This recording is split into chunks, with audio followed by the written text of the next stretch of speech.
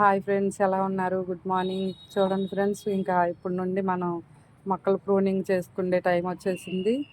ఇవైతే సమ్మర్కి బాగా ఎండిపోయాయి, మనకి పండిపోయాయి అన్నమాట. ఆ పండిపోయిన ఆకులన్నీ కింద మట్ట మట్ట ఉంటుంది కదా, అడుగు నుంచి కట్ చేసుకుంటాను. ఆ గ్రీన్గా ఉన్నాయన్నీ ఉంచేస్తాను. చక్కగా మట్టి కొళ్ళగిచ్చి ఇంకొంచెం మట్టి వేస్తాను, కొత్తది వేసి దాంట్లో కొంచెం మనం ఒక స్పూను చుట్టూ మట్టి కొళ్ళగిచ్చి ఎసం సాల్ట్ అదేసి వాటర్ వేసుకుంటే మళ్ళీ వచ్చేవి లీవ్స్ అన్నీ గ్రీన్గా మంచిగా ఉంటాయి. ఇప్పుడైతే గుమ్మానికి అటు ఇటు తగిలి మనకి నడవడానికి కూడా కుదరట్లేదు పెంట్ హౌస్ పక్కన. నేను ఇంక ఇన్ని రోజులు సమ్మర్లో అలాంటివి చేయకూడదులే అని ఆగాను. చూడండి, అలా చేసుకుందాం. ఇప్పుడైతే కుండీలో మట్టి తగ్గింది. మట్టి తగ్గినా కూడా అలా ఎర్రగా అయిపోతాయి మొక్కలు, ఏవైనా. ఈ మొక్కే కాదు, అలా అవ్వకుండా చూసుకోండి. మట్టి కొళ్ళగిచ్చి కాస్త వాటర్ ఇచ్చుకోండి, ఏర్లు కనపడకుండా అలా అయిపోతాయి.